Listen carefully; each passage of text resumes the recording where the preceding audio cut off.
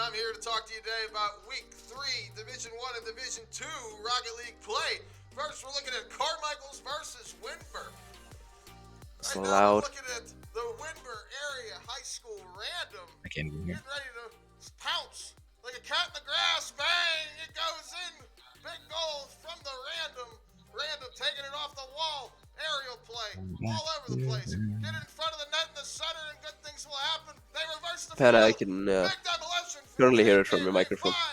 Pass off the wall. Can he put it in? You can hear it. Yes, bang! Mike S. with a huge, huge goal. That's going to make Carmichael's take it 3-2 over Windber. Over in Division You can 1, hear the we have gain Gateway coming through my versus microphone. California. Straight out of the face-off, getting into it. Big save! Big save! Oh, Oh, my! okay. Let me reset all my stuff and get out. Unbelievable! Instant offense back down the field. Big save to save the game. Right now we're looking at a play coming down the pitch onto the wall. Big hit in the air. Hit it hard, but another big save. A lot of defense played in this game. That's going to give California the edge 3-0 over Gateway. Next, in Division 1 play, we have Penn Trafford versus Richland. Big goal from Jay Dog. Right off the face-off. Defense into offense. Straight into the goal. Boom. Splash. Hey, can you hear me though? Right. Yeah, just a second. Restarting it. Can you hear me though? I just changed all my audio. Beautiful execution. That's So it's- going to give Penn Trafford a 3-0 win over Richland. Next, it's the Greater L2 to CTC Goats and the West Swan Hilltoppers. Mordican men getting it down the field. Big play in front of the net. Reverse it down the field. Off the wall, in the air, flying her all over the place. Mordican men get in front of the net. Backwards, in, bang! Greater L2 to CTC will take it 3-0 over West Swan. Over on Division 2, we have Bishop Guilfoyle versus Gateway. Ball's in the air for a while. Let's get it down the field, get it moving. Off the wall, corner, boop, boop, bang from Twix. Great shot from Twix. BG Manicore going crazy. Down the field, pass it off to your teammate Twix. Going the other way, big defensive play from Pop Puke. Bang! Gateway will take it 3-0 over the Marauders. Over in Division 2, we have Uniontown versus Westmont. A lot of play in the corner. The ball seems to be stuck in there. Like it's stuck to the wall with honey. Get it in front of the net. Sneak it around. Octane scores. Here's another play. A lot of corner play, it seems. Ball's in the air for a while. Play in the air. As time expires, they keep it up. Don't let it hit the ground. Just like it's a balloon back in the day. Bang! They score with a buzzer beater in Game 3. That's going to give Uniontown the edge in the best of 5, 3-1. Finally, to round it out, we have Forest Hills versus the Greater L2 to CTC Goats over in Division 2. Big play in the air. Bang! From Pup Gaming 6. Beautiful goal. Unreal. Ball's in the middle of the field. Get it down into the corner. Denied. Going the other way. Denied. Going the other way. Denied. Going down to the corner. Ball's flying all around.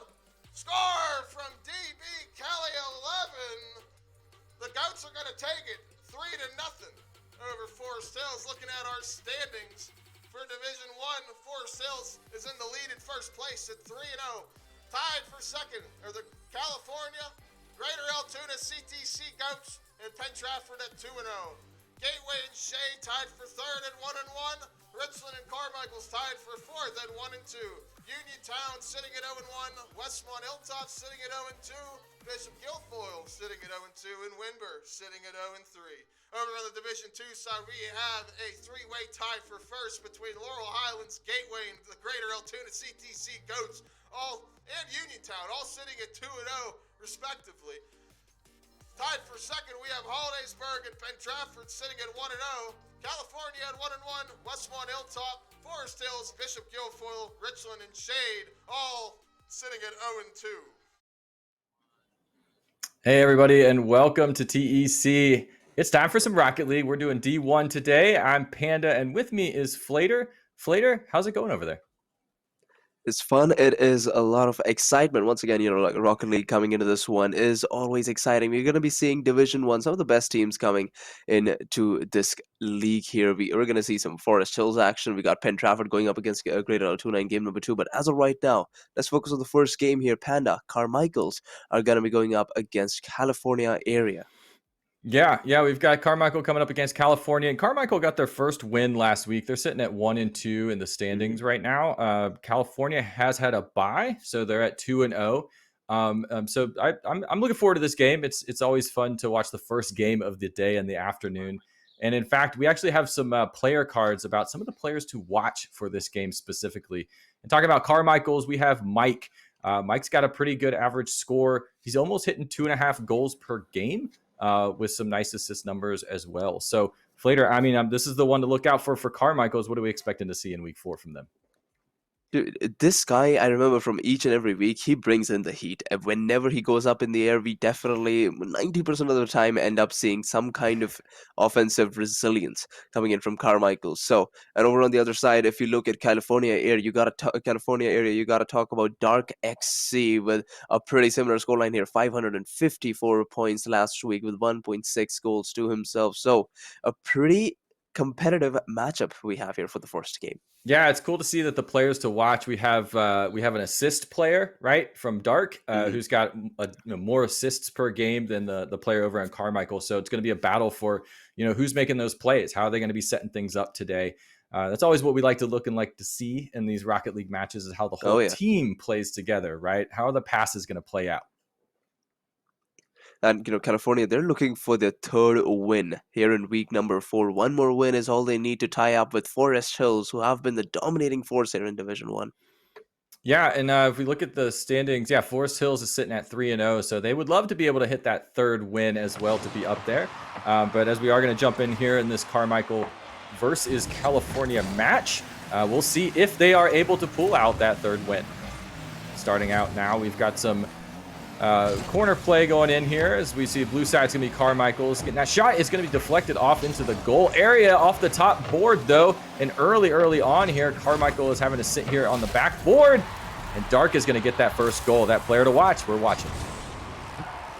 Most definitely. And you got to mention the top. We're running the troll car here. Playing with the Scarab. You got to appreciate it. And Dark coming in with a straight shot on target. 106 kph, putting California up by 1 in just 20 seconds. Yeah, it's a great way to start this one off. They're looking for that third win, and they are shooting for it early. In this best-of-5 series we got going on here. JK is going to be rolling back on defense. We got another shot on goal, but it's going to be just a little bit too wide there. Coming in for the rebound. Shady's going to try and make it happen, but it is going to be brought back out on defense. Shady curling around, trying to get a pass there. Brings it into the midfield. Off the sidewall, JK brings this one over into California territory. For the first time of the matchup, California is getting put on defense. And so far, once again, I believe that is a little bit of a flag coming in here from the orange side. California now back in their own half. We got Shady on the ball and just picks it up from the corner. Does get it past one. Mikes gets demoed, eliminated from the playing field here for just a little while. Zagwa shot on target. JK Rays. A beautiful save right in front of the goal line here. California still applying as much pressure as they started off with, but that could change right here. Carmichael's on the counter, failing to get the shot on target, but we do see the tides turning. Yeah, in California now, they had a dominant first minute of this game, but they are seeing a little bit more action on their side of the pitch, as we do see the Scarab, though, is making some difficult decisions. Coming in now off the midfield with a shot on goal. It's going to be an open net, and X is going to get number 2 on the board for California. The Scarab, maybe it's the new meta. Maybe it is, and of course, we gotta appreciate Mike. He's just leaving it for Xavo. Dark coming in with a bump right in front of the goal line to get that second goal here for California. Now, Carmichael's, like we talked about earlier, they definitely have what it takes. Mike's has been the player to watch out. But so far, California just have had their number, and as we talk about a number, that's the third goal coming in from Dark XC as he pulls off a bit of a double touch coming in from the side wall. The second touch, perfect enough to put it into the back of the net, and California goes up by 3 goals. Yeah, an X with the Scarab flying in on there as well, just as some extra cushion in case something went awry. So they had that one kind of in the bag. Making some good plays and setting things up. California has been on offense for most of this game. We do see it pushing into their side of the pitch, but Shady's going to clear this one all the way back into the corner. Nice little touch by X, going to put it deeper into California or into Carmichael's territory. We do see a little bit of a shakeup here. Mike's is trying to get this one cleared, but it's going to be stolen by Dark, and Dark is on the push, and that means things could go in California's way, but the 3-wide defense is going to shut down that California assault. Half the game remaining here. We got Xavo off the corner, does get the clear. Troy will manage to pick up this ball, has enough moves to work with to go for a flick. However, Xavo's a little too quick on that possession play. Shady winning out that 50, and that's going to send Carmichael's back on the offensive side, where they love to spend plenty of time. As we see Dark going up once again, he's off the ceiling, getting a second touch. He looks to be in the right position, but the accuracy, the shot does not connect here. Carmichael's an opportunity to secure that very first goal on this offense, taken immediately away by California. Yeah, California is doing a very good job, as they have been, but we're seeing a little bit of a wax and wane situation from Carmichael's. They're having these moments of defense, these moments of pressure. They're just not able to sustain them. We see going up in the air, JK now is trying to get one in the board for them, not able to connect. But a lot of action. It's sitting right in front of the goal, and it's just going to bounce right on by. JK trying to get the clear. Shady very aggressive and is going to be putting this one right down smack in the middle. It's going to be taken out by Troy. So Carmichael's, with 1.5 minutes left to go, is still putting up a good show. They're reading the book. They're kind of figuring out California here, and they're definitely holding them to this third goal. The question is, can they maintain that hold in game 1? Can they do it? That is the question here, because so far California have had the number on the offensive side, and so far we do see a few shots coming in from Carmichael's, but none of them dangerous enough for them to become a threat against California. A team bump could have resulted in the 4th goal for California. However, the time is ticking down. Only 60 seconds remaining here. California continue to maintain possession. JK Ray looking to change that up. Xavo jumps in with that intercept. We got Dark here on the ball.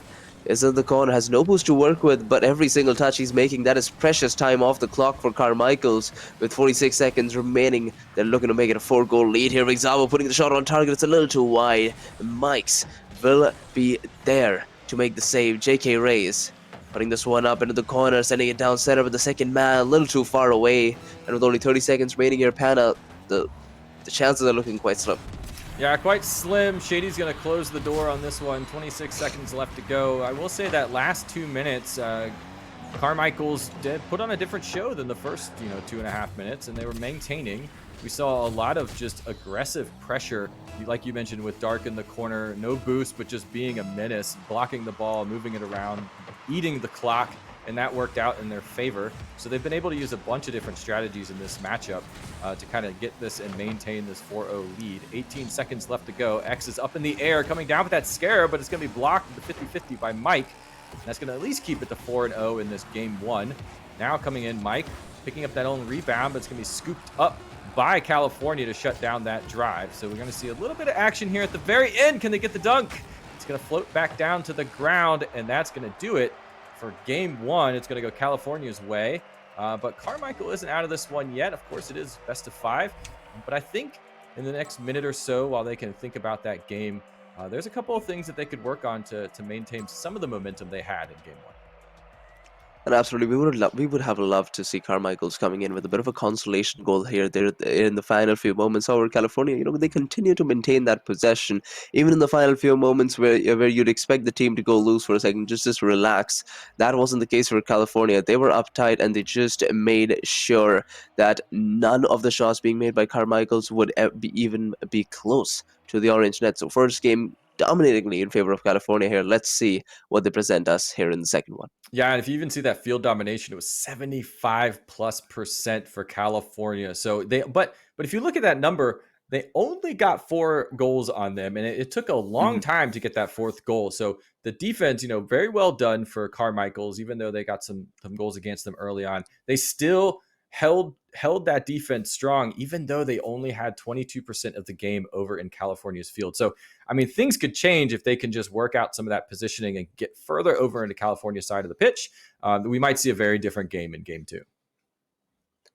Let's find out here. Carmichael's, they're looking for a bit of a change of pace here. Heading into this next one, they know what to expect coming in from a team like California. The first game, every single time, could just be a bit of a warm-up, just trying to calm your nerves. So Carmichael's could be coming in with a bit of a comeback here. Let's find out.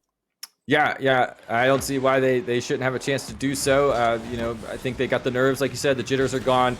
They have had 3 games up against the California's only had 2. Carmichael's had a little bit more experience in these game days, and some of that endurance might come to play as game 2, 15 seconds in. It's looking a lot like the other one. It's a lot of time in that Carmichael's area. We are going to see a clear coming out from Troy. It's going to be shut down as California kind of maintains and controls the sides of this pitch. When they are on offense, they are making things happen. That one's going to be stopped right there on the crossbar by Carmichael. Doing a good job. Like I said, the possession's not in their favor, but they are relentless on this defensive measures that they're putting down. Oh my god, look at that. California, so many shots on target. That is 5 shots, Panda.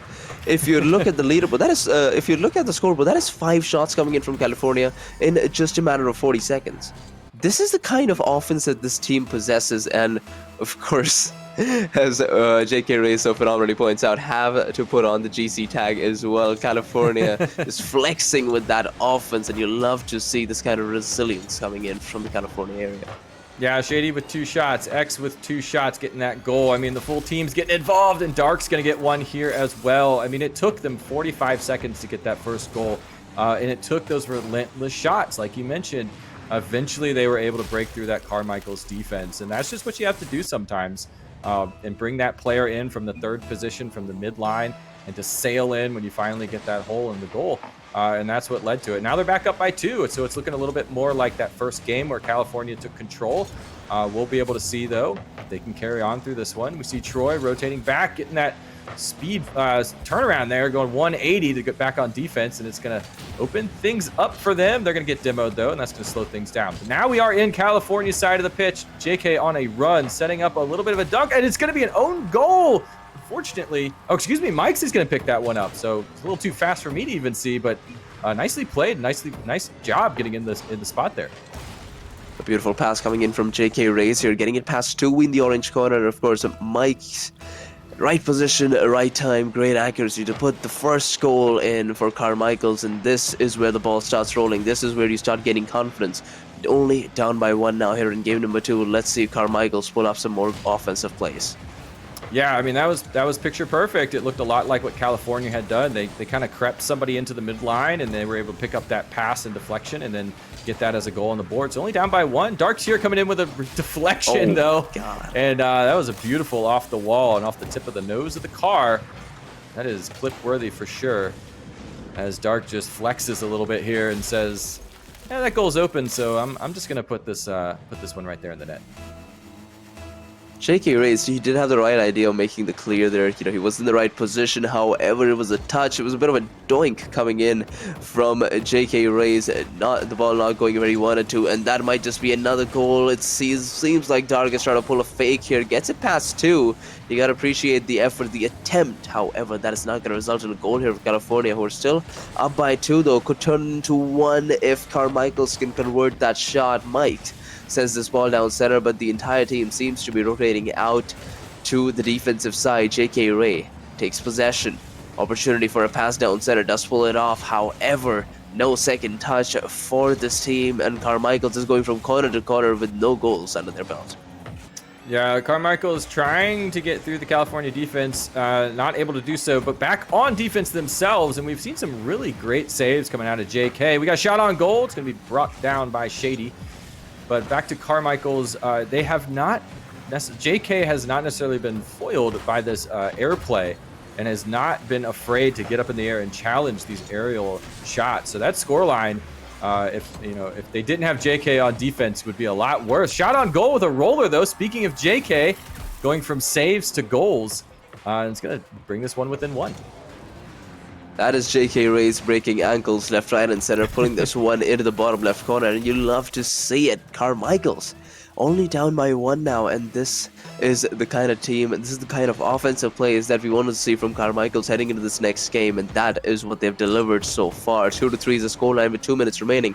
California, they have known to take back the 2-goal lead almost immediately, but so far Carmichael's are holding their ground pretty well. Yeah, it's a nice showing. It sounds like the Injured have warmed up over on Carmichael's. They're taking those chances. They're blocking these shots, although that is going to be an unfortunate bump. That pull shot is going to get a goal for X, even though they were standing completely still. So positioning problems there is going to lead to that 1 goal, now 2. So they're down again. They've got a minute and 48 seconds to do it. They've been turning on the heat in this last 3 minutes, and they just got to keep doing what they've been doing on offense and capitalize, and I think we're going to be able to see something here. Shady now with a shot on goal. It's going to be blocked by Troy. Sends it over to the side. Mike's off the wall. They're going to get past that defense, and they're going to take this shot here. It's a little off. It's going to be blocked by the cross block there. So nice shot, nice attempt by Carmichael's. You want to see them up in the air taking these tries. That's how they're going to get back on the board and back in this game. Once again, we see J.K. Reyes here going off the sidewall, and he's looking for more shots on target, right? You've got to appreciate the effort that Carmichael's are putting into each and every offensive play.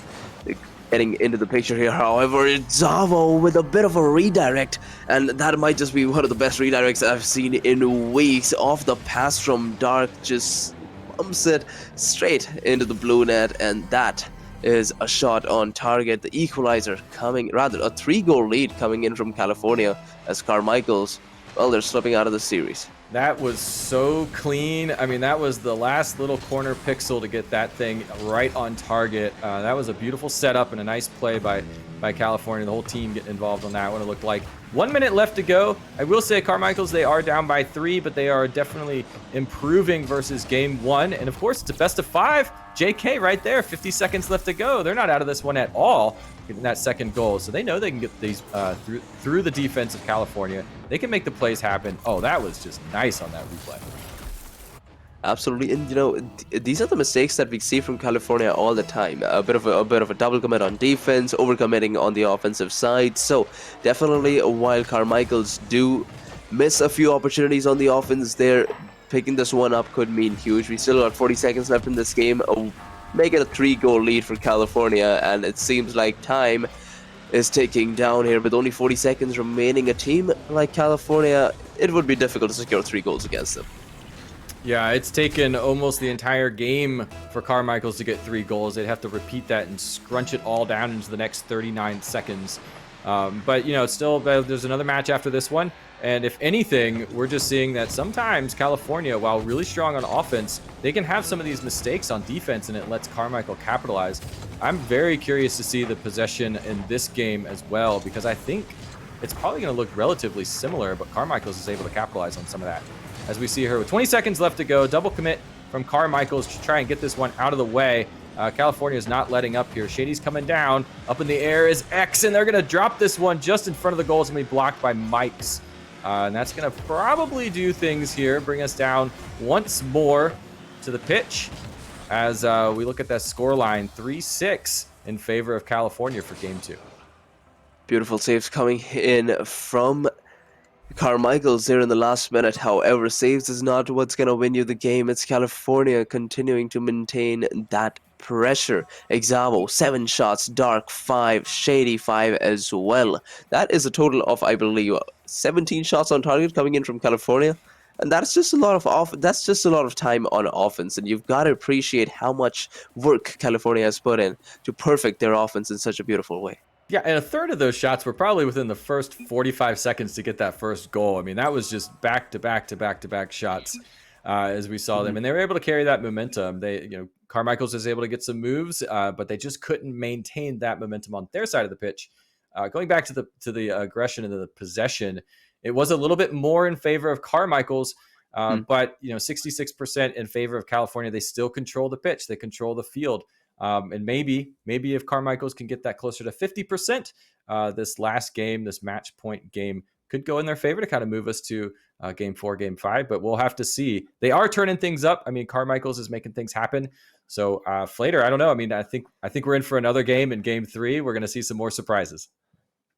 Yeah, if I'm being perfectly honest, not to sugarcoat it, this is gonna be extremely tough. I do not see this. I do not see this going to game 4 unless California whiffs extremely hard, because of the way that they've been playing so far, it has just been so perfect with the way that they've brought in their offense, giving the opponents minimum time on the offense or defensive side, so basically just possession. So if they can continue with that, I do not see Carmichael's taking a game here.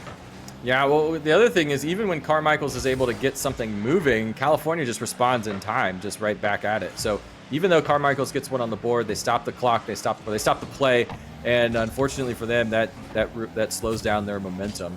This game kicking off, though, 30 seconds in. Troy's going to try and get a little soft bump down there. It's going to be blocked by X, sent out clear to JK now, rotating into that position. So we do see Carmichael's on the assault. It's a little bit too wide. It's going to be brought down in the front. Can anyone fly in and bring this one down? They can't. X is going to get the clear past the 50, and that's going to put California on offense, bringing this one into the corner, trying to get a goal before the first minute mark. That's what they've done each game so far, and they do it this time at Shady.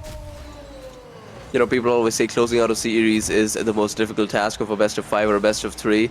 But it seems like, you know, when you're as consistent as a team like California, it is just basic math here. California coming in with yet another goal, the first one to open us up here in game number 3. And Carmichael's, well, the death timer's on. Yeah, it's on. It took them over 45 seconds this time for them to get that first goal, but that's the momentum that California wants. They are back in that pressure zone, and Dark is going to get number 2. So the momentum just moves. When California's got that point, they're hungry for another. And, you know, they just asked in the chat if anyone's peaked SSL, and it looks like we do have a few SSL peaks over there on California, showing off the skills. But we'll see. 2 goals on the board for California. This next kickoff comes down. X is going to drop this one into that Carmichael's area. A nice little clear from Mike's. He's going to put it into the corner. But Carmichael's isn't able to do anything with it. So the pressure is still on for Carmichael's to change things up, so this doesn't look too much like game 1. They need to completely make a different game out of this one later. They definitely do. And, you know, I'm just wondering what a game of California going up against Forest Hills would look like. I mean, looking at the ranks here, looking at it, just reading the chat, it just gets me so excited with what we have in store for us for the later weeks of this league. However, as of right now, California is still dominating whoever they've gone up against, and they're on their merry way of bringing it up to a 3-0 win on the leaderboard. 3-goal lead here in potentially the final game. Let's see if they can extend it further. Yeah, doing very well, California, to get these leads and maintain them, and they're putting the pressure back on in the corner, trying to get the cross. It's going to be blocked, but it's going to be brought back down. It's going to bounce for Shady, getting another one on the game with a nice corner cross, a little bit slow there, but man, just able to get the bounce right past them on defense. Exactly what you wanted to see coming in from California. Carmichael's defense, leaving a little something to be desired at the moment, is just not being able to continue maintaining that momentum is what's giving California multiple goals in a row as they take the ball off the kickoff once again and roll this one into the back of the net. Yeah, they're now just taking that momentum and they're just really running with it. They're able to pick up when the play stops, when the game stops for just a second. They don't actually lose that momentum, and that's just showing some of that rank and some of that endurance that's able to play out by California. As we see Shady going in, getting a little bit of a whiff here. It's going to set it up for Dark. Dark now in the middle is going to challenge this one, dribbling it over with the flick, showing the ground game skills. Dark brings us to 6 with 3 minutes left to go. Oh, beautiful reverse 45 coming in from Dark. However, does get the bounce before hitting the back of the net. No matter. Still a bit of a clip here for the TEC High School series. Love to see these kind of mechanics being pulled out from a team other than Forest Hills every now and then. Yeah, I mean, there's a lot of skill in the league for sure, and it's on display all up and down. Both divisions have the players, but yeah, I mean, there's definitely some games further down in the season that as these divisions move on that we'll be looking forward to. California putting on some clinics here as to what they can do for other teams to be on the lookout for. We are week 4, so there's still games to go. We do see now going back on defense. It's going to be California kind of rotating back to try and keep this shutout record going. That nice little respawn by Mike's is the perfect time, though, to stop a 7th goal from California. Mike's now on offense, getting a shot on, but it's going to be blocked by Shady.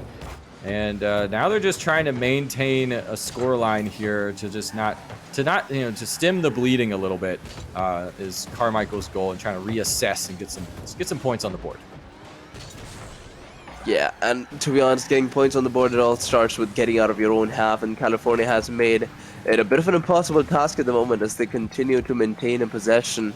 And of course, when we have a look at the stats, we shall know that California's offensive percentage comes around to anywhere more than 75%, because that is what we have seen so far in this game, and that is what they continue to do. Another shot opportunity, all 3 players from California have missed it, but Carmichael's unable to take advantage of it almost immediately, as we see California once again have the ball in their hand. Shady off the corner, the ball drops down as well. Mike's, however, is going to be getting the save. Exavo trying to keep this offensive play alive as it goes up. Bounces off the corner. Shady with a shot on target. JK Ray's beautiful save right in front of the goal line. Yeah, California's doing all they can. Carmichael's is holding them to this 6th goal. I mean, this is the defense we've kind of seen sporadically and periodically doing really good work. It's the offense that when they get to the other side of the pitch that's having the struggles. JK with the flick up and over. Nice little pass to Mike's. All 3, though, are there on the side, and that's going to lead to a demo. It's going to shut down this Carmichael's offense. Trying to get the ball out of their goal over their side, though. They're actually not able to do it, and California is still struggling to get this clear with 30 seconds left. I'm sure they'd love to keep that 0 on the left side of the score, but Carmichael's is kind of showing up and making things a little bit more difficult for California. Trying to get the clear here, bringing it back down. It's going to be challenged by Troy up off the side. Mike's now getting this one brought back down. 20 seconds left to go. It's obviously, California's going to be able to take this one, but they are not just walking out the door. Carmichael's is putting on a show, telling them they're still here, nothing to shy away from. Absolutely, and even a single consolation goal counts, especially when you're going up against a team like California, who are so capable with their plays. However, that seems to be a bit of a pipe dream, as California do drop the ball down at 0 seconds, and they have taken game number 3 along with it. The best of 5 series win here, California, and in game number 3 with a 6-0 scoreline and a 3-0 series win. Yeah, 3-0 series win. It's going to bring them up to 3-0 on the season. So for the moment, they are tied with Forest Hills, who's also sitting at 3-0. But Forest Hills does have a game later today, so that could very well change. But it's always nice to sit at the top of the leaderboard there. Carmichael's, though, unfortunately dropping a 3-0, but doing a pretty good job. I mean, showing that they can put some defense down. It's just going to take some practices, watching that game film to see where things broke down a little bit. But, I mean, that is a talented team, and I see there's definitely some potential out of Carmichael's in some games to come. Absolutely, we did see some amazing defense coming in from Carmichael's. It's all about being able to counter that and start it on the offensive side. It's all about setting up plays for you and your teammates. But that was just the first game. We'll be back with game number 2 very soon, so stay tuned. Don't go anywhere.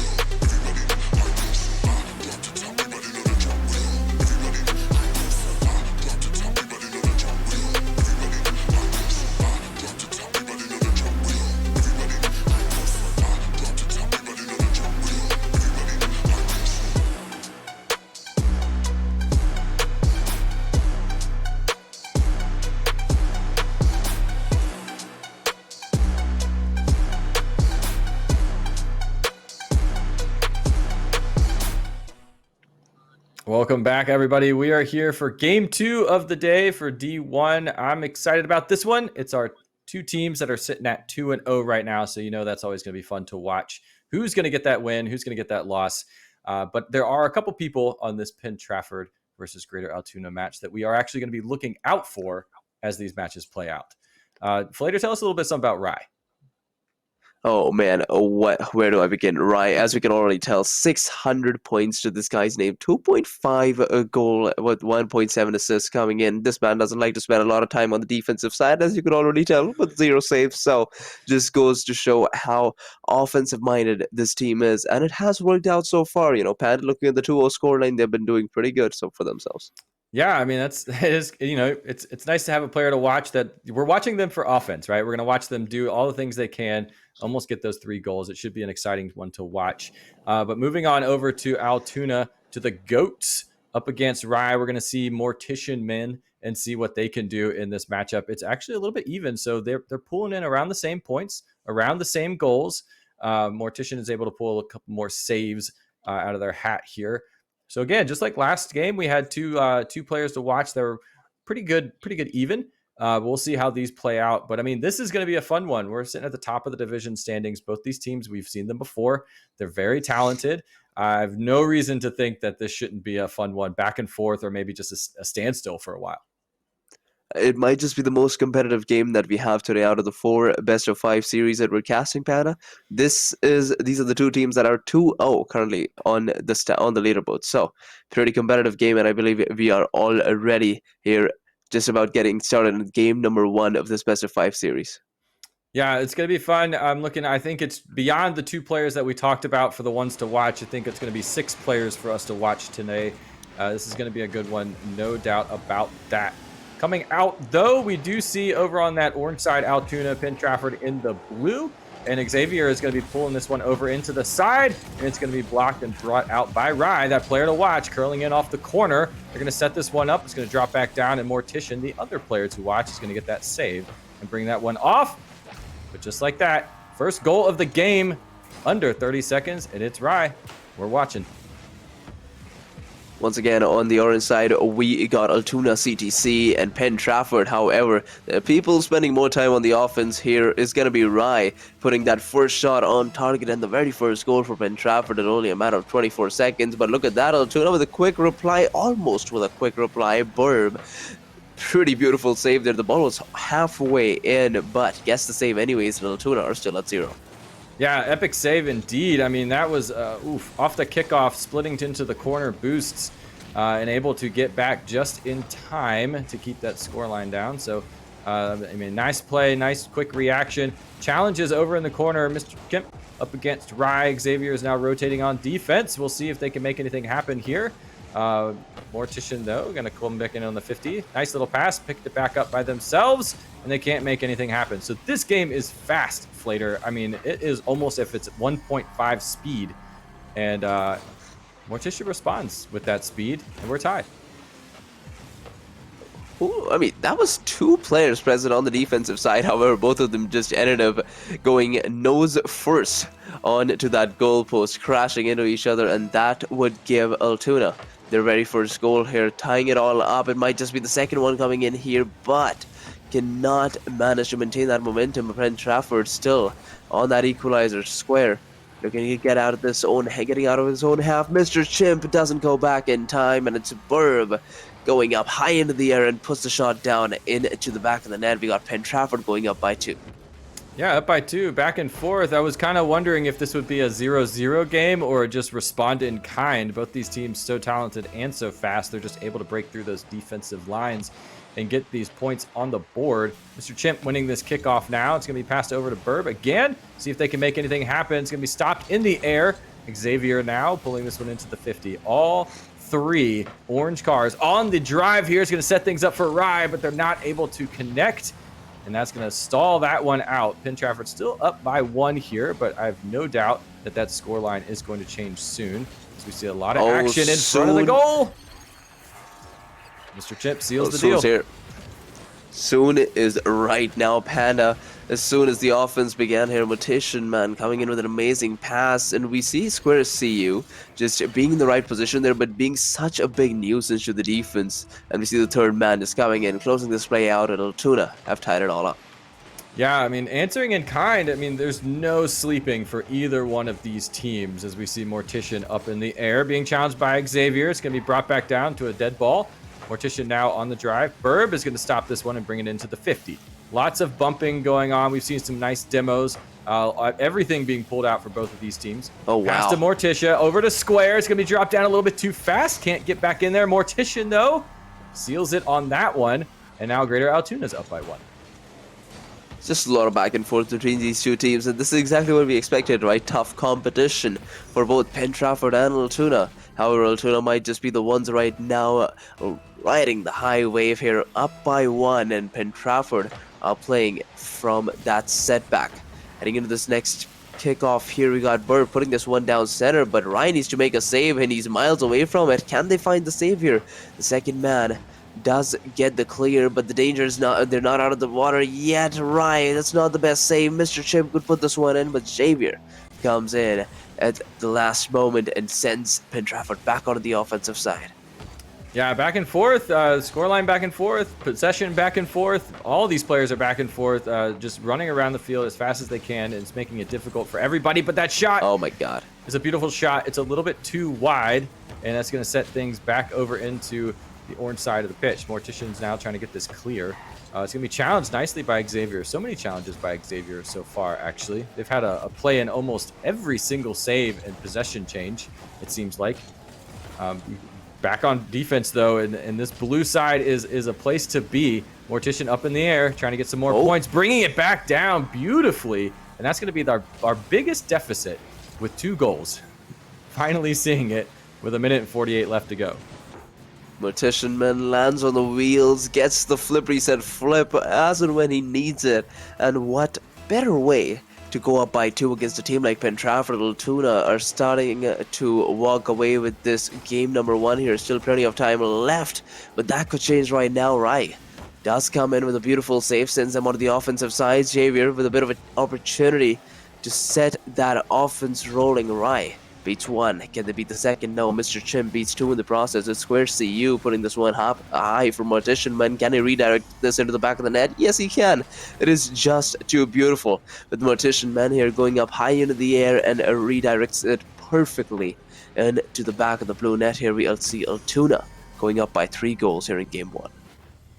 Yeah, they're finally getting that momentum. They're moving through in this game 1. So Altoona is doing a really nice job of kind of figuring out where to be and to use that to their advantage. I don't think Penn Trafford's out of this series yet by any means. They've been incredibly fast and quick so far. I don't see why they should stop now. Mortician, though, sending this one off to the side. Double commit defense is going to at least stall things out a little bit here, but we're still rolling through in front of that goal. Mortician's going back as well on defense. But I say that so quickly, and here they are on the drive. 1 minute left to go. Challenging for the boost into the corner. Mr. Chimp is going to pass this one over. It's going to be blocked again. So the double commit defense is what's working right now for Penn Trafford to kind of stop Mr. Chimp. But they're going to have to do something with 45 seconds left later.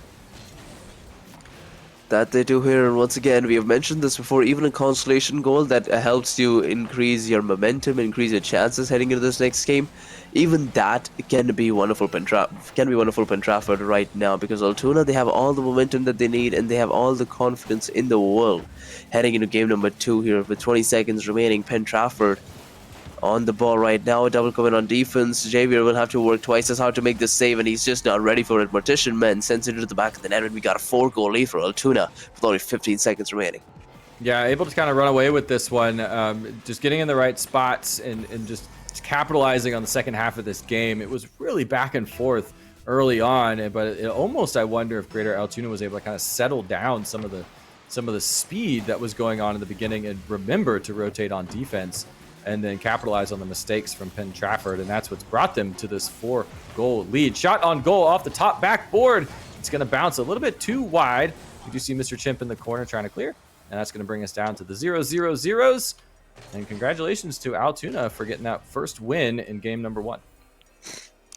Getting that first win with a huge, hefty lead as well, a 4-goal lead to celebrate that game number 1 win. And of course, Mortician Man coming in with 5 goals to himself, 915 points, a total of 14 shots coming in from Altoona CTC.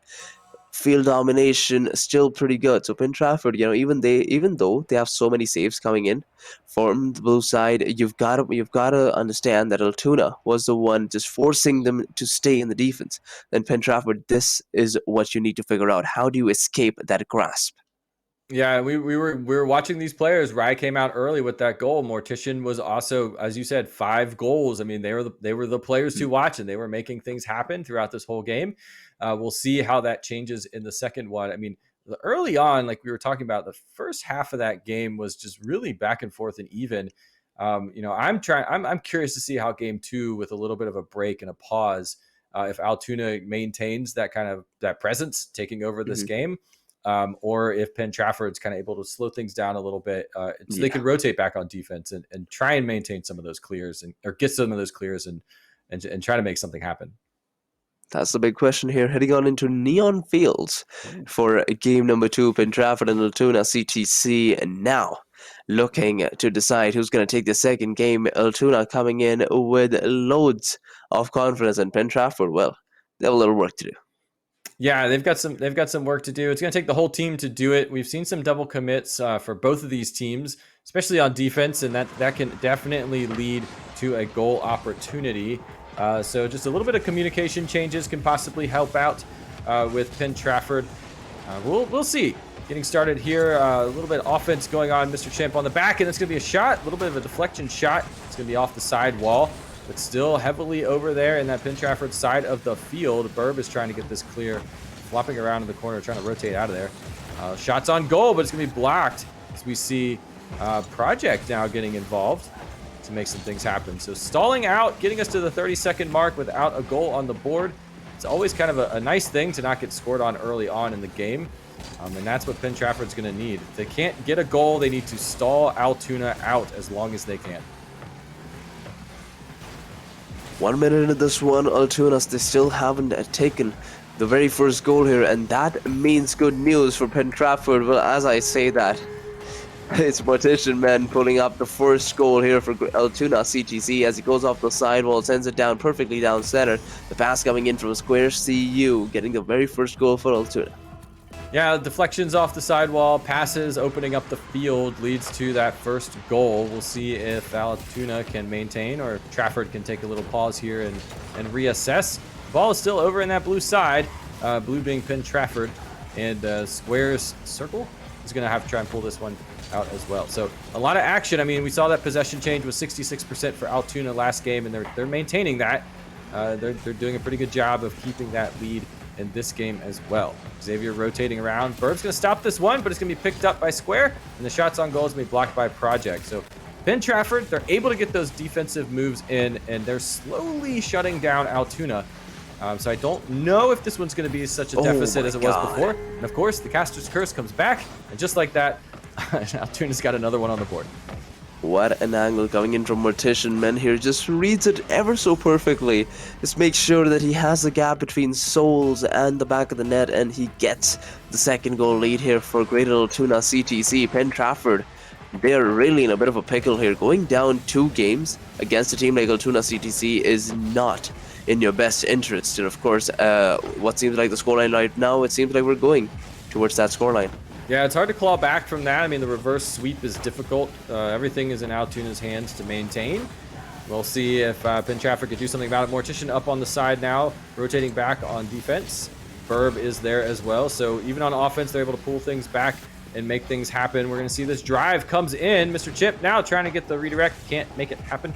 Project pulling this one all the way back into the other side of the field. So a little bit of ping pong, volleyball going on. Demo in the air opens things up. But just like that, nothing doing for it, and they're going to have to sit down and try something new. Flader, Penn Trafford, I mean, what are you seeing out there from our 30,000-foot view that's the difference between these two teams? You know, the experts, what can we say we would do as we as we sit from the couch?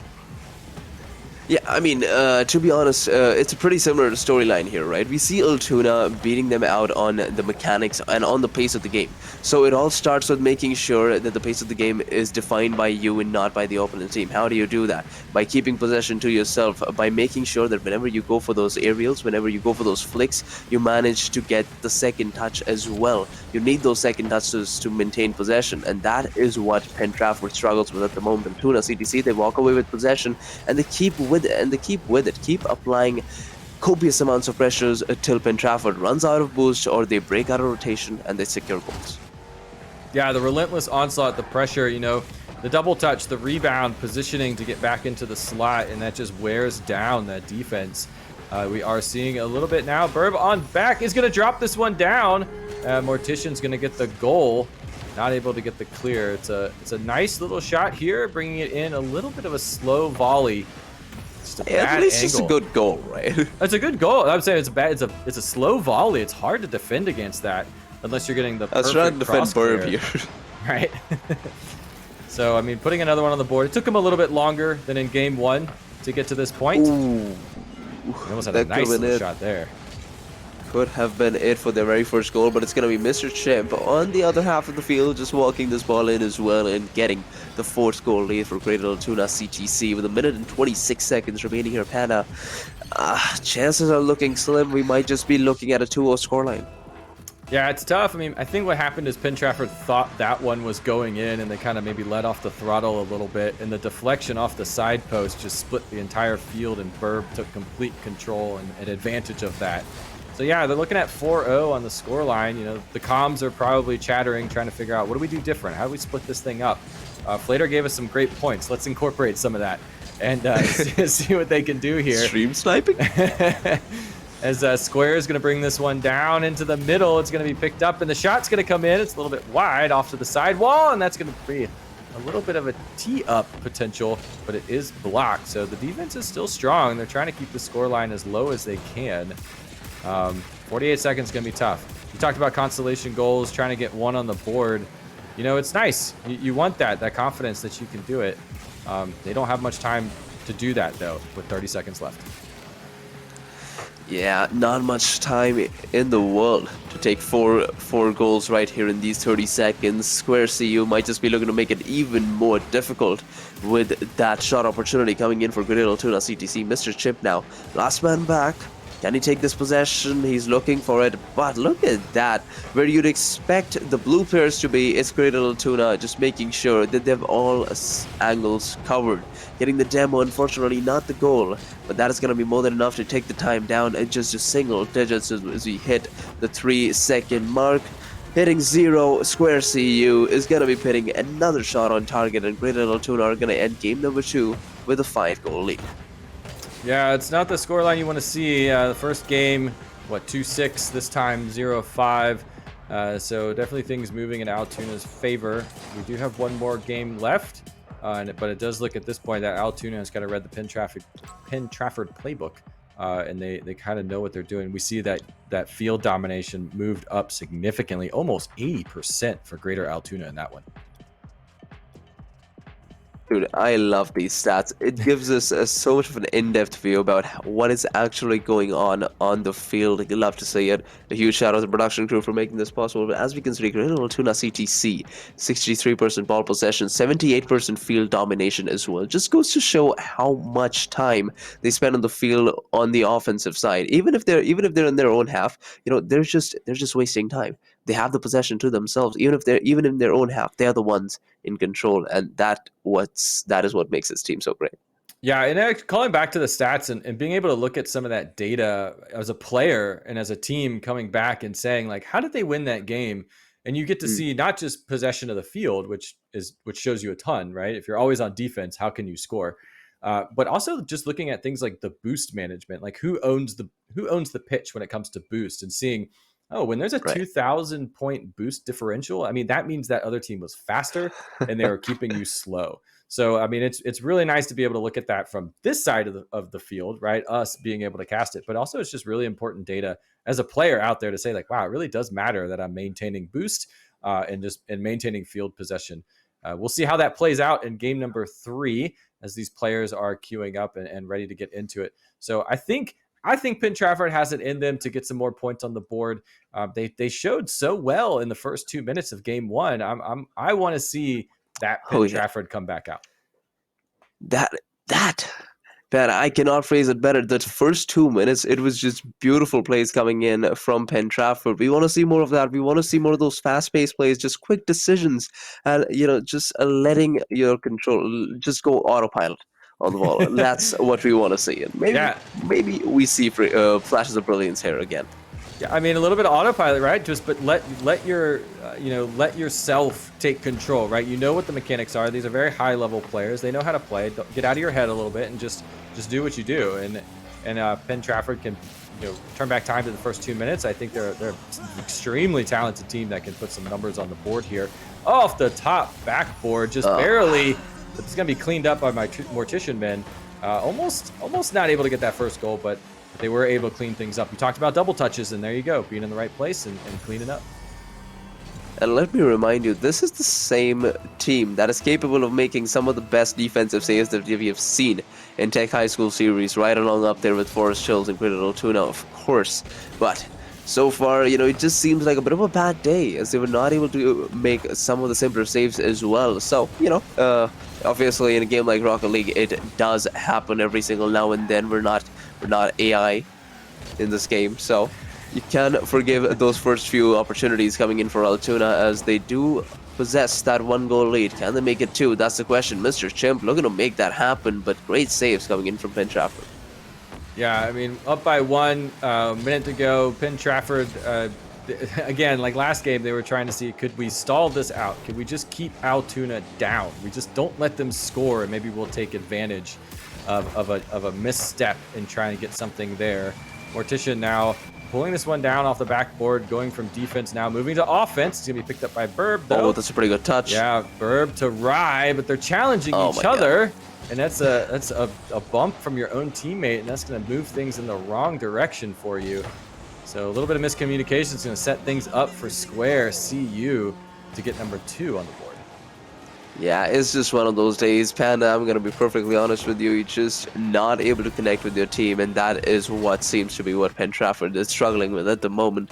2-goal lead for Altoona, and let's see if Penn Trafford can pick this one up as the timer goes down. 3:30 left on the clock. Yeah, I mean, 3:30 on the clock, down by 2. Again, 2-minute Penn Trafford. They've got time. I believe in them. They can come back and even this thing up. Square feeling confident, has a lot of play on the day, a lot of action. Actually, everybody from Penn Trafford has done a lot in this game. We've been seeing them all put some numbers on the board. So they're all getting involved. Again, back to that team play like you were talking about. Mr. Chimp with shot on goal. It's going to be blocked by Project. Project is going to move this one down. Rye is now getting a handle on it. Player to watch. Can they make anything happen? And they can't, unfortunately. So another drive from Penn Trafford is going to be shut down by Greater Altoona. 2:30 left on the clock here, almost 2:30. Altoona CTC are continuing to maintain that 2-goal lead. Penn Trafford, it all starts with applying pressure. It all starts with maintaining ball possession for longer than a few seconds. Let's see if Penn Trafford realizes that and takes possession to themselves, but it seems like Altoona, they have something else in mind. They already have the fate decided of this game, as we see another bump coming in from, I believe, at this time it was Mortician Men right in front of the goal line to get that goal coming in from Square CU, and the 3-goal lead for Altoona CTC. Yeah, 3 goals feels pretty good at the half mark, especially when you're up 3-0. See what they can do with it. Try and maintain that lead and expand it. We know they're capable of 6 with them. It's just a challenge of how many more can we do. This ball is dropping down to Square. Square's going to pick it up and try and run it down the pitch. Mr. Chimp now picking up that long floater in the middle of the field.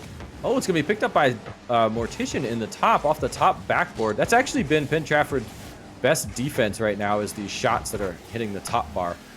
So the accuracy a little bit off for them, but you take what you can get, and another one is going to be there from Square, so they're going to take number 4.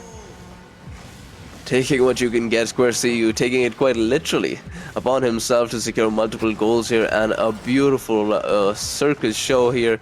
Just a lot of stunts in the air coming in from Square CU to put that 4th goal on the leaderboard for Greater Altoona CTC, going up by 4 and leaving Penn Trafford behind. Here it seems like the best of 5 series seem to be coming to an end with only 100 seconds remaining. Against a team like Altoona CTC, it is very difficult to secure 4 goals. Yeah, it's going to be difficult. They're going to put everything they can into it. We'll see what they can do as we see Mortician up in the air where they like to be. Off the side wall, it's going to be picked up, though, with the deflection from Mr. Chimp on that rebound. Very nicely played. It's a good replay to watch to see where to be as a teammate when you're playing in that 2nd and 3rd position. I mean, that's just a beautiful rebound. And there's just no better way to put it, right? Altoona CTC have been doing this throughout the series. Every single game, they pull out something great. They pull out another offensive mechanical play, and it's not always just mechanical. It's off of great team-coordinated attacks as well, as we see Mortician Man going outside. Well, not the best example that I picked up, Mortician Man just leaving the ball there for Mr. Chimp to put this one on to the backboard off the bar. Still just hovering around here in this blue corner. Mortician Man being as big of a nuisance as he possibly can. He's gonna go up on to the backboard here, picked up by Square CU.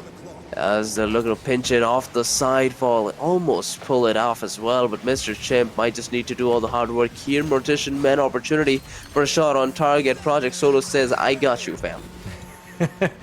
I got you, but I can't get the defense in time, trying to make it happen. Mr. Chimp's going to get the goal on that one. Nice shot, nice run downfield, not fast enough to clear, but that's at 6 points. We've seen them do it before, this time with a 0 next to Penn Trafford. Square is going to put this one slowly in front of the goal. Project's going to block it. Mr. Chimp in the mid.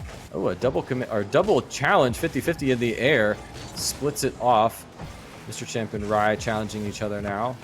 Square in the corner, Mr. Chimp up in the air. Mr. Chimp has just been everywhere, relentlessly pressuring in this game. I know we had a couple of players to watch, but Mr. Chimp is my player to watch for the games coming forward. 20 seconds left to go, though. Mortician Men backing down on defense. Mr. Chimp now trying to get a pass here. Ooh. It's going to be off the sidewall. Looking for that 7th. Rye is going to bring it down. It's a bad backflip, and it sets it up perfectly for Mr. Chimp. Mr. Chimp, there he is once again, and just catching the entire defense off guard with one single backflip to get that 7th goal rolling here for Greater Altoona CTC, and I believe that might just be the final one heading into this next kickoff. We still got 10 seconds, and looking at a team like Altoona CTC, they could easily make it 8. Let's find out. The clock just about ready to hit 0. The ball's up at 0 seconds. We see Bird picking this one up, gets demoed away. Mr. Chimp takes this one up high. Square CU opportunity to send this onto the net, but will not connect. It's Altoona CTC ending game number 3 and this best of 3 series at a 3-0 scoreline and a 7-0 on the scoreboard. What resilient offense, a brilliant defense as well. Granted, well, once again, they didn't have to be on the defensive side much, but Altoona being an absolute powerhouse. Yeah, I mean, really put on a show there from Altoona. I mean, we saw a lot of, again, we talked about the 2 minutes of the first game, but after those 2 minutes, it was Altoona all day. They just got the numbers on Penn Trafford. I mean, the boost, over 2,000 boost consumption, field domination. They really took control of the entire game, and they put on a clinic of what to do as 2-0, two 2-0 teams trying to make it to the top, and they're going to be sitting at 3-0. So right now, as of now, we have 3 teams sitting at 3-0, but we do have another game coming up. Forest Hills, the current 3-0, trying to maintain that top spot.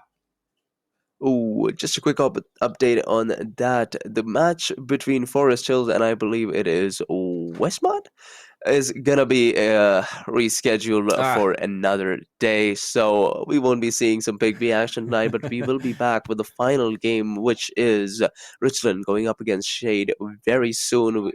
So most probably it's gonna be 5 o'clock. So stay tuned. Don't go anywhere.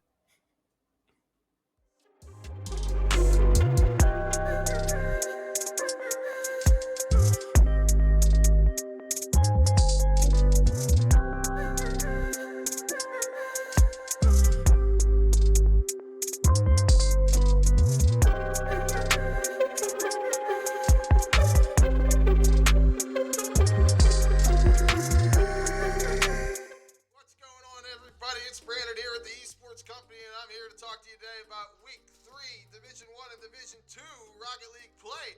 First, we're looking at Carmichael's versus Windber. Right now, we're looking at the Windber area high school random. Getting ready to pounce like a cat in the grass. Bang! It goes in. Big goal from the random. Random taking it off the wall. Aerial play all over the place. Get it in front of the net in the center and good things will happen. They reverse the field. Big demolition from JK Ray 5.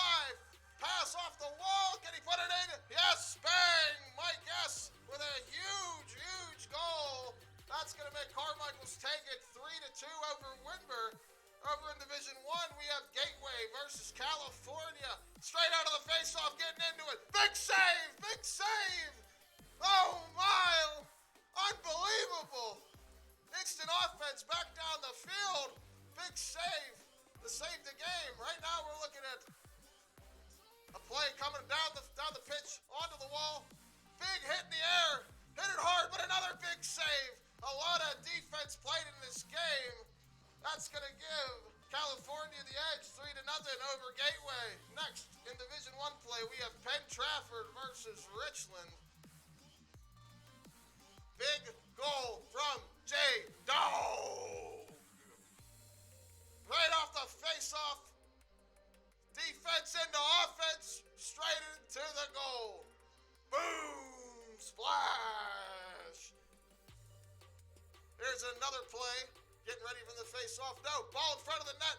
Into the air. Goal from Burb. Beautiful execution.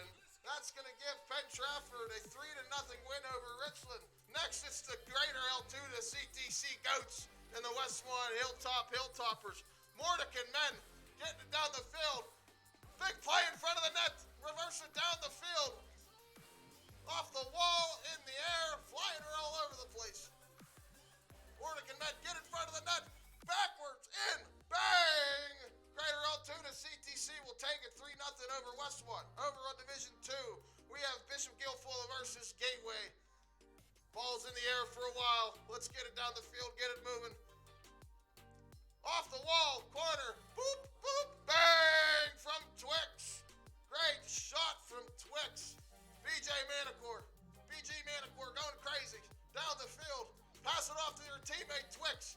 Going the other way. Big defensive play from Pop Puke.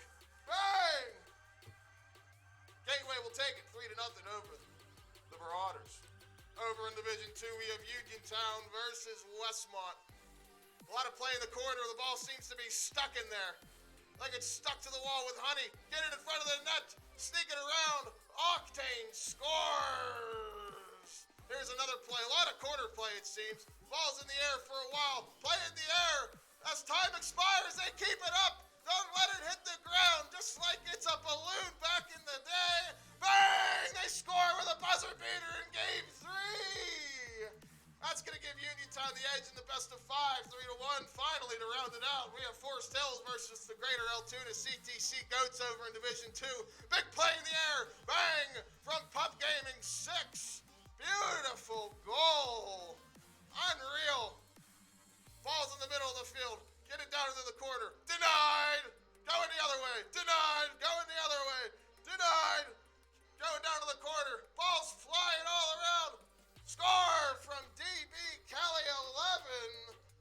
The Goats are going to take it 3-0 over Forest Hills. Looking at our standings for Division 1, Forest Hills is in the lead in first place at 3-0. Tied for second are the California, Greater Altoona CTC Goats, and Penn Trafford at 2-0. Gateway and Shea tied for third at 1-1. Richland and Carmichael's tied for fourth at 1-2. Uniontown sitting at 0-1. Westmont Hilltop sitting at 0-2. Bishop Guilfoyle sitting at 0-2. And Windber sitting at 0-3. Over on the Division 2 side, we have a three-way tie for first between Laurel Highlands, Gateway, and the Greater Altoona CTC Goats, and Uniontown, all sitting at 2-0 respectively. Tied for second, we have Hollidaysburg and Penn Trafford sitting at 1-0. California at 1-1. Westmont Hilltop, Forest Hills, Bishop Guilfoyle, Richland, and Shade all sitting at 0-2.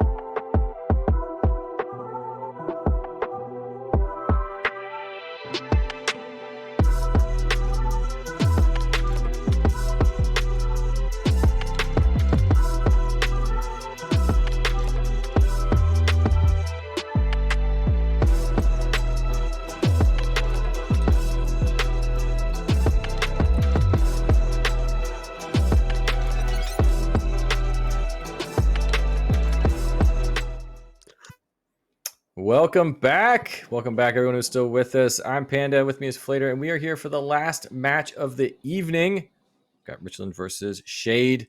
It's always fun to end on a match, to have a final match to look forward to, and we are here for it. Flader, how you doing on that break? How are things going?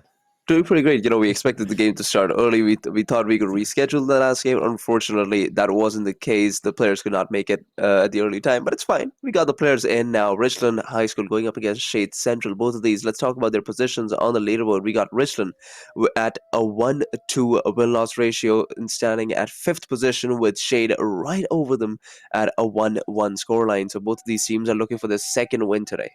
Yeah, it's the battle for the middle, right? Someone's going to move up, someone's going to move down. They're literally going to be the top and bottom of the division leaderboard after this. Someone's going to be in that spot. So it's exciting. They're both of them are fighting for it. We got two teams looking to move up, which is always good. They've got stuff on the line for this one, so it should play out to be pretty fun. So that's always exciting to see. And yeah, I mean, it's the last match, just really quick, I guess, is been rescheduled. We talked about how Forest Hills might be playing, but they're not going to be. So that'll be put up in the schedule at some point in the next couple of days. And we'll get those results and we'll know what they are. So as it stands, we still have 3 teams sitting at the top, 3-0 in the division leaderboard. But for us, this next game is going to be the battle for the middle. The battle for the middle, no better way to put it here. Let's get started, right? Richland High School going up against Shade Central. Here we go, game number 1. The players are in and they're ready to fire on all cylinders. Game 1, the kickoff is now. Heading off into the game, we've got green and blue for you to watch on this spectation. It's going to be a good one. We always like when the colors change. It's always fun to see what we can do in Rocket League to kind of match these colors for the teams themselves. Let's go ahead and run down. We got Signify, J-Dog, and TZM Random for Richland up against Ice Cooks, Heisenberg, and Nugget Notes Scope for Shade Central. And early on, you're going to see Ice Cooks coming out with a goal within the first 15 seconds. So coming out strong. Shade Central is looking to take that battle for the middle. Oh, beautiful air dribble coming in from Ice Cooks. They're starting us off strong on the Shade Central side. You love to see it. Offense rolling as soon as they get possession. Now here they go once again. Nugget, no scope on the ball. They're putting this one onto the back of the blue side here. Trying to maintain possession to themselves, but we got Random. The players will look out for over on the Richland side, and of course over on Shade Central side we have to talk about Ice Cooks. In these past weeks, these guys have been the strikers for both of these teams. So excited to see what they have to offer. Once again, we got Ice Cooks on the ball here in the corner, looking to pass this down center over to Knock, who doesn't get the right shot on target, doesn't get the right touch, but they're still in offense. Yeah, and Icy Cooks is over here trying to put something in against that Signify defense sitting there in the goal. Now we've got 2-3 purple cars over there putting up a wall for Richland, trying to keep the score line down to just 1-0. Easy and Random's going to sit this clear, send it right into the middle. It's back over to Icy Cooks. Icy Cooks sends this one back, so volleyball is going on, but up in the air with the dribble, they're going to bring it down, and it's going to get right through both defenders all the way from the other side of the pitch. As once again, Ice Cooks going up high into the air with so much boost to work with, brings it down onto the back of the net, and if you're Ice Cooks, that's all you need to do. So far, it worked perfectly twice, 2 for 2 here for Shade Central. Yeah, and that's going to be the player to mark. The player to watch is this Icy Cooks over here, getting all up in the action and not afraid to fly. So Richland's going to have that player marked, try and make some things happen. Can't be afraid to get in the air and challenge as well. It looks like we've seen some Richland defense leaving one behind, so they're gonna have to be careful with that. If that one defender gets out of position, it could open things up. We'll see if that play changes throughout here, as we do see some corner contests going on. Heisenberg now is trying to get this ball front and center to Ice Cooks, is just cherry picking there in the midfield, trying to get a shot on goal. It's gonna be blocked off down into the middle. Got 2 Shade Central over there. We got up in the air now. This time Nugget No Scope is gonna go for the aerial, and they're going to get this one on the board, bringing it to 3. Surprisingly, the defense tends to lose its momentum every other minute here. We saw Signify just standing right in front of the net, and this is exactly what you would not want to do when you're on the defensive side. The momentum, absolutely crucial if you want to keep going. As of right now, a 3-goal lead stands in front of Richland Can they diminish it or will it be extended further? It seems like Shade is looking to make it 4. Unfortunately, it does not connect. So Richland, an opportunity to set up that first goal. Icy Cooks takes it into the corner, passes it over one. Can he get the second touch? He almost does though, but has a lot of boost to work with. Goes up high into the air. First touch and miss. No matter. Time is still taking down Shade Central, doing a pretty good job in keeping possession so far. And Richland High School are still looking to open up their scoreline. Yeah, Richland, we did see the defense coming out a little bit on that drive, opening things up. You mentioned how on defense, if you just camp in the goal, it feels like it's the right thing to do. But you do lose that momentum. You get a lot of momentum when you're crossing clears, and it can help get the ball out of the way. And so, Richland might mix things up as they are down 3 in this one. Nugget, no scope, is in the corner with Heisen. They're getting challenged pretty heavily by Richland. Up in the air goes J-Dog. Get this clear down. Brings it down, but it opens things straight up for Icy Cooks. And on the rebound and on the deflection, it's going to be a goal number 4 for Shade. Goal number 4 for Shade, and it's once again off of Icy Cooks, putting a shot on target. The defense just not ready to make the clear, and unfortunately ends up taking it into the back of their own net. Richland High School, they're looking for the breakaway here, and they haven't had much presence on the offensive side of the field. Yeah, we've been talking about field possession a lot in these series today, and I think we're going to see another percentage left-right when we get out of this game. I mean, we're watching Shade just kind of take control of the field. We did see Richland kind of bring some players out that time, but unfortunately, this time around, it did leave the goal open. So they're still trying to figure some things out over there with defense. But the reality is the Shade Central team is quick, and they're getting the ball to Icy Cooks and Nugget No Scope, and they're doing a lot of work as a pair. That they are, and with only 1 minute and 40 seconds remaining, it seems like Shade Central already have this first game in the bag because Richland High School are not showing any signs of offensive pressure. You see flashes of brilliance here and there, it's sending them back onto the midfield, but it just results in Shade Central taking possession back and shooting it on to the other side. Let's see if that happens again. We got Heisenberg knocks, sending it over to Icy Cooks, who's getting it past 2 and almost walks it onto the back of the net here. Takes it a little too wide, but every single touch made here by Shade Central Panda is time, essential time, taking down for Richland. Yeah, they're just eating the clock, and they're making it more and more difficult for Richland to get anything on the board. Up in the air with the reset comes Icy Cooks, and that's really nice, and it's going to be a beautiful setup for Heisenberg to get involved in the scoreboard. Getting 1 on the board and a 3rd assist, I believe, from Icy Cooks. So doing work all over the pitch, getting goals, getting assists, and setting up their teammates. That was really nicely done.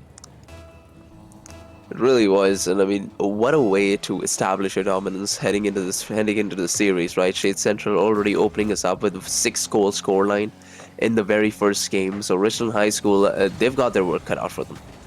Yeah, they do. As we see a demo in front of the goal there, Nugget No Scope is curling back around, cutting rotation because they know the field is open for them.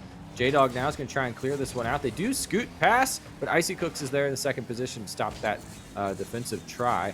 Up in the air now, feathering that boost, coming back down and dribbling so delicately, but the 2-defender defense from Richland is enough to stop Icy that time around. All 3 going back on defense now. Icy up off the scoreboard is going to try and clear this one out of the corner. They've been working and moving as a team, and it's been paying off for Shade Central in this first game. It's going to be an uphill climb for Richland moving into game 2, as Shade has definitely put down that dominant foot in this one. It all starts with taking possession and keeping it to yourself for longer periods of time, at least for Richland High School here. Well, this first game we saw Shade Central with, I am pretty sure the number's gonna be with more than 75% field possession. So close. 74. 74. Here we go. Oh yeah, the point still is Richland High School, they need to switch it up. They need to find ways to take the ball away from Shade Central, and that is possible in many ways, right? Granted, what kind of mechanical abilities you possess. It could be through demos, it could be through physical aggression, it could be with changing the pace of the game and maintaining it to your own accord. But all that still requires strategy and communication. Yeah, 100%. It's kind of knowing, they've seen Shade Central. They've seen how they play in their first game. It's a lot of play between Icy and the teammates. You can get the ball to Icy. If they can kind of keep an eye on that player, play around them and try and get those bumps, right? Mhm. Like you said, change possession. If you can't control possession, at least try to change possession Yeah. and get them off of that ball, because they've had a lot of dominance in that positioning. And then the clears, that position that you mentioned, they've had field control almost 75%. Getting good clears is what's going to help as well. And you talked about camping in front of the Yeah. goal, not getting that power to clear the ball. Yeah, of course. Keeping momentum to yourself is one of the key factors. Once you maintain boost control, once you have that momentum rolling and you have those rotations followed, everything else just falls into pieces. It's a beautiful puzzle, Rocket League, and it can be solved with just a few simple steps that require years and years of effort. Yes. As long as you follow these steps over many years, you'll be just fine. So we're going to see that when they did it for 5 minutes, we'll see what they can do in the next 5 minutes here. A little bit of change up on the score. We've got Richland sitting over in red. I like this color scheme is looking pretty good over here.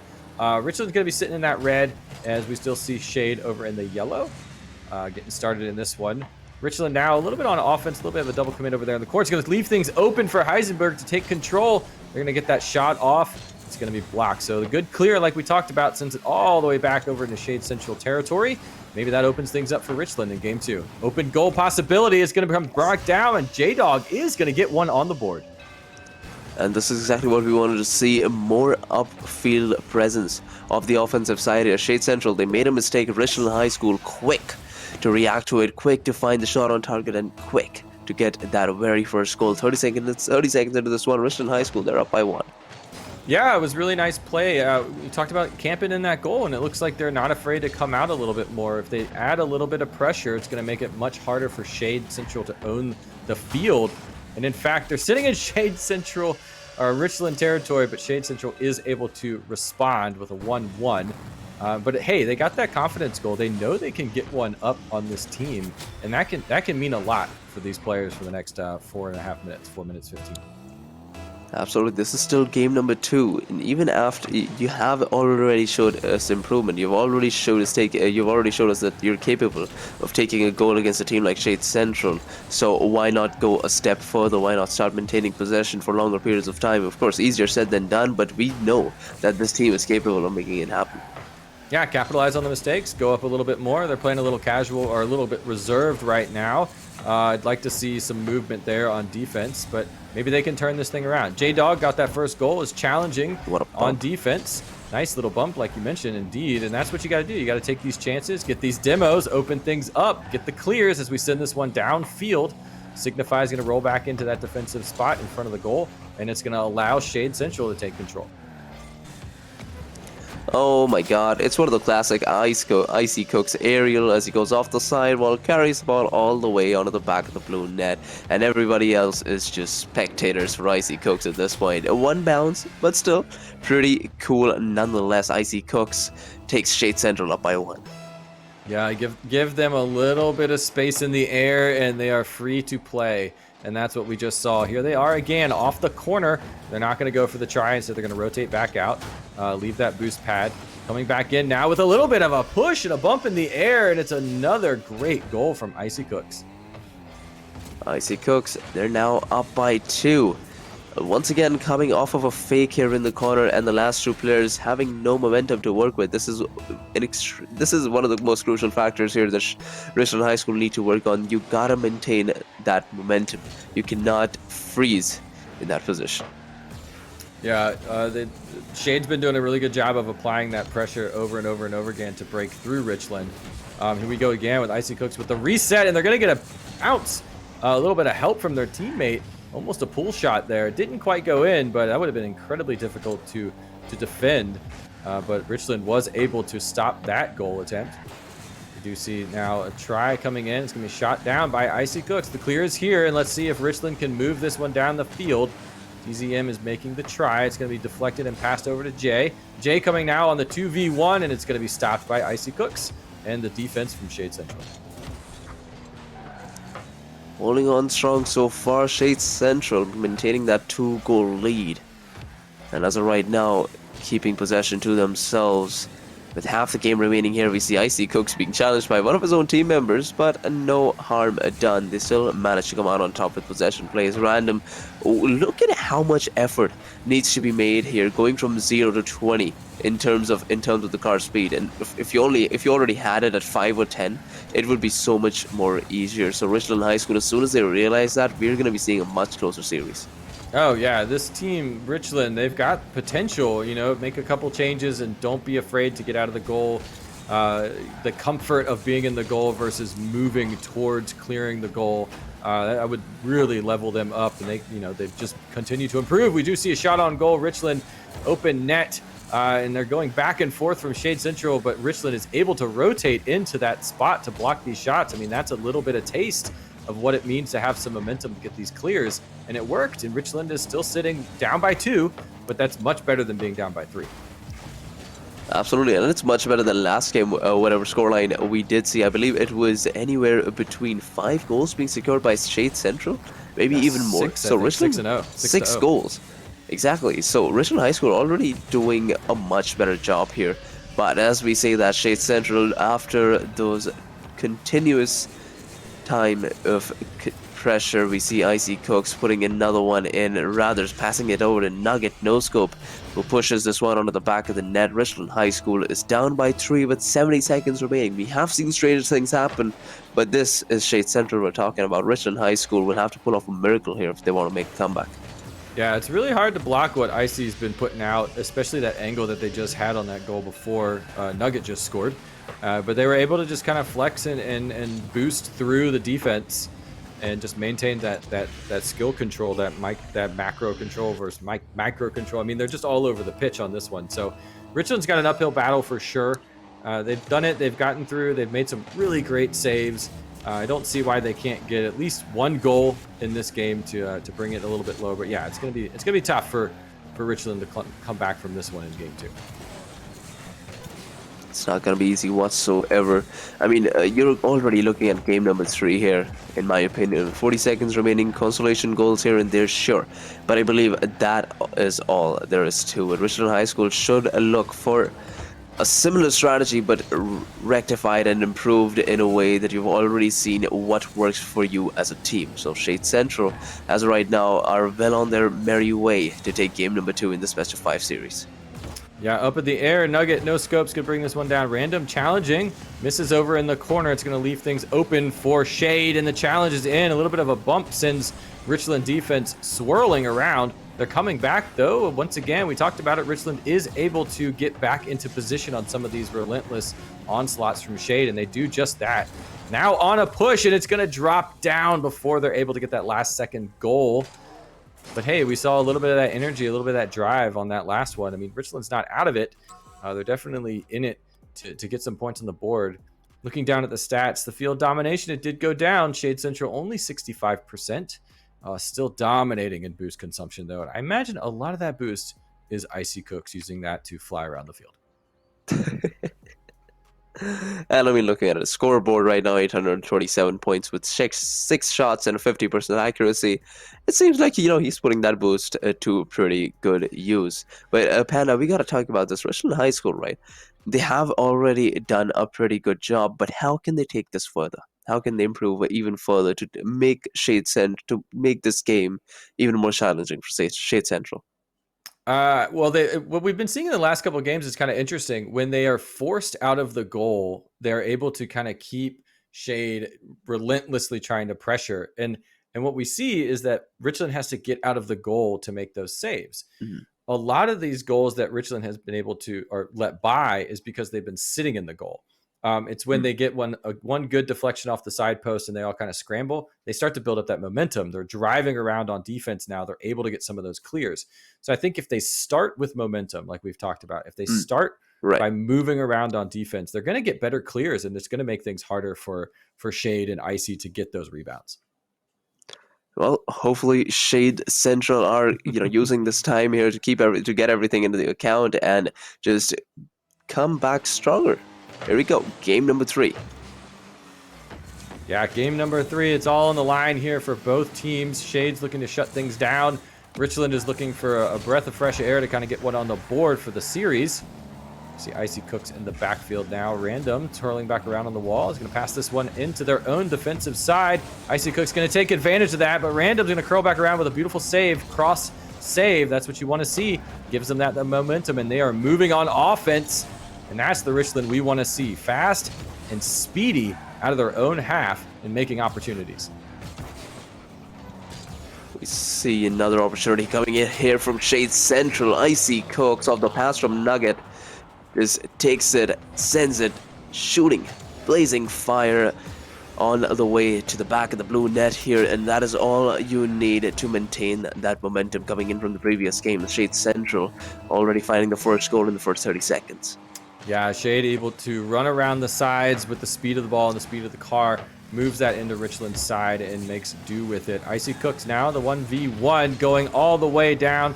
The demo comes up to kind of clear the way a little bit too, and this is actually going to put Richland on offense. We see J-Dog now trying to get a pass off, but Icy Cooks is there to deflect and bring it down. But they are not stopping. I mean, they are coming through on this defense, and that attack is going to leave things open. But it's a good bump by Random. Across clear sets things up as they rotate now on offense. They're looking for a pass, and there's nobody there. Richland is just left hanging, and it leaves Shade Central with an opportunity now on offense. Random on the ball here. He's going to hit it off the backboard. Opportunity for a pass over to his teammate who was there, the 50. However, it's going to result in the ball moving to the other side wall with a clear coming in from, I believe. Never mind, Random continues to take possession. Another 50 going his way, but the hesitation coming in from J-Dog will result in possession going back into the hands of Shade Central as they look to make another goal on target. And with this amount of pressure, you can only hope that they miss again and again, which they do. Shade Central, they have put in 4 shots on target in that last attack. Relentless, and the soft clears are just breaking through where Shade Central was, so they were able to kind of keep them at bay, and to great effect as the score is still only 1 up in Shade Central's favor. I mean, they were really trying to pound that through to get another one on the board. I mean, this is a different type of Richland. They're holding this team to just 1 goal, and now we see Random on the drive. The challenge comes in. It's a very hard pinch, but it sets things up for Richland. If they can rotate into position, they'll be able to capitalize on some of these drives, as we do see them on the map rotating all the way back on defense. Now it's going to set things up for Heisenberg, though. Not enough movement on defense to clear this one, and they're able to capitalize on that, and that's 2 for Shade. 2 for Shade Central here in the 3rd game, possibly even the final game of this series. Richland High School, well, the defense is holding on strong, but you need something more. Going up against a team like Shade Central, you cannot afford any mistakes at the moment. It's Knock trying to get the touch on the ball. Icy Cooks might just be able to pick this one up, send it onto the side corner. J-Dog has a lot of boost to work with, trying to carry it forward onto the other side. Ceiling shot opportunity, decides to not go for it. Icy Cooks taking a sweet time with possession, gets it past 1, make it 2. He's looking for the 3rd. The solo play coming in from Icy Cooks could be true. It almost is, but Signify comes in with a save. Yeah, beautiful save from Signify. You could almost see Icy Cooks trying to figure out if they wanted to fake or not, and Signify just stood their ground, and they challenged that 50-50. And it paid off. It paid off dividends. I mean, Signify has done some really good stuff in defense. We've seen a lot of good work out of Jay and Random together on offense, but we're definitely seeing a 2-1 type of formation play out of this Richland team. And it's not quite working the way I think they would like for it to do, and that's going to open things up for another goal from Shade, as we saw curling back around here. See on this replay, Signify rotating into the goal. Stopped on that rotation, and that left the corner open. With only 1 minute and 20 seconds left here, Panda, it is getting extremely difficult for Richland High School to get back into this game, even the series at this point, because this is a bit of a ticking clock here.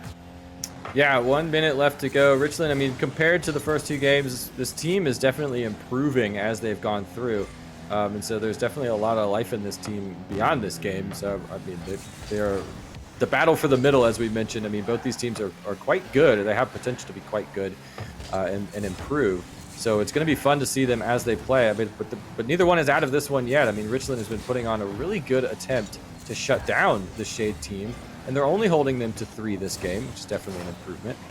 I think they've kind of figured out a little bit of what Shade's been trying to do, which is just get the ball to Icy Cooks, and they're kind of doing some work there to shut that down. Only 30 seconds remaining here. We got Icy Cooks once again on the ball. He's looking for the 4th goal. He's just looking to add salt to the fire here for the Shade Central side.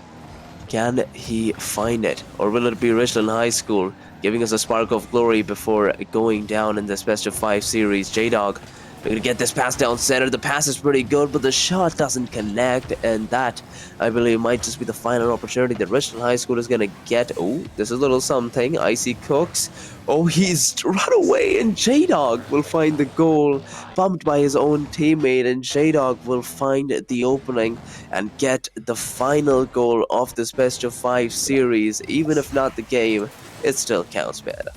Oh, of course it counts. The 0-0 goal always feels good no matter which side of the scoreline you are on. You love to see it. I mean, hey, game 3, they held them down just to 3-1. The possessions, or excuse me, the field domination is kind of moving down. Possession was all, 52% for Richland. So they were definitely able to make some moves and shake some things up in that one. So, I mean, it just goes to show you that as we got, the rest of the season goes on, I think this Richland team is only going to improve.